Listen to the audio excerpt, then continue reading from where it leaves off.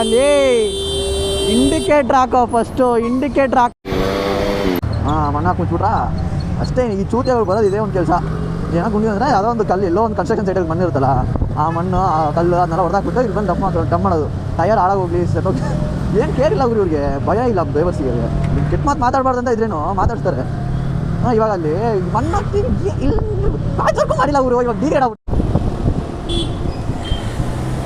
ಅಂದರು ದೊಡ್ಡ ಮಣ್ಣು ಏನು ಭಯಂಕರ ಎಲ್ಲ ಹೆಂಗೆ ಸಾಧ್ಯ. ಇಂಡಿಕೇಟ್ರ್ ಹಾಕಲ್ಲ ಏನಕ್ಕೆ ನೀವು ಬ್ರೋ.